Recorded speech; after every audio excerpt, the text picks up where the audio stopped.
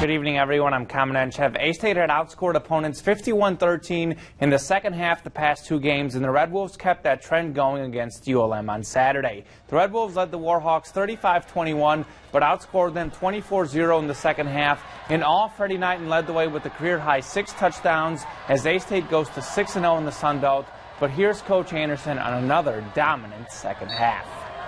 We challenged them at halftime. No screaming and hollering, no doors being slammed, no broken bones, but we were not bringing the energy that we needed to in the first half. The guys did exactly what we asked them. They responded and played a great second half in all three areas. So.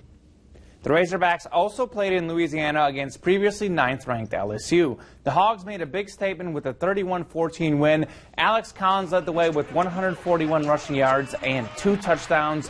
Arkansas held Leonard Fournette to only 91 rushing yards and has held both Fournette and Derrick Henry to under 100 yards. The Hogs go to 4-2 in the SEC, as here's Coach Bielema on keeping the Golden Boot.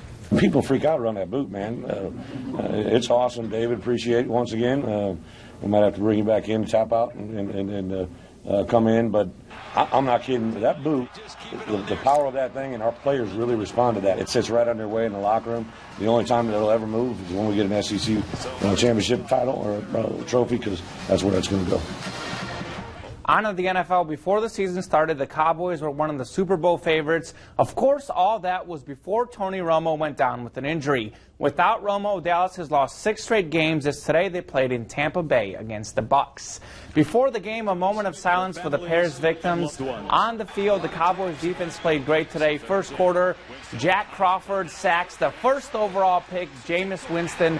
A tough day for Winston, but an even tougher day for Matt Castle, who threw an interception, no touchdowns, and he takes the sack here. In the second quarter, Dan Bailey would hit the upright, but gets the 46-yard field goal to go in. Cowboys up 6-3.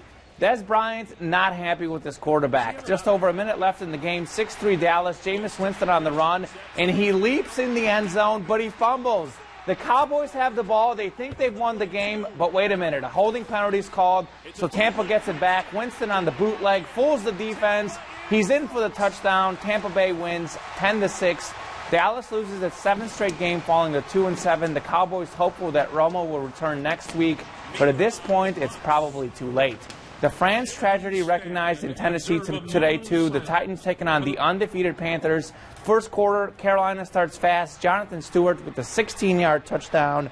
7-0 Panthers, but the Titans respond. Dexter McCluster with a burst, and he would tiptoe down the sideline right here. Dives in the end zone for the 25-yard touchdown. We're tied up at 7, but Cam Newton completed his first 10 passes. Play action here, and he finds a wide-open Ed Dixon for the touchdown. 14-7 Carolina. 20-10 in the fourth quarter. Panthers in the goal line again, and Newton this time keeps it himself. Pushes past the defense, reaches over for the touchdown. The Titans lose 27-10 to go to 2-7. And the A-State women's basketball team signs Peyton Tennyson, a good shooter. More on that on KIT8.com, plus Sunbelt volleyball brackets, and the Grizzlies get the win in the NBA today. Oh, good deal. Well, thanks, Common. Stick with us. We'll be back.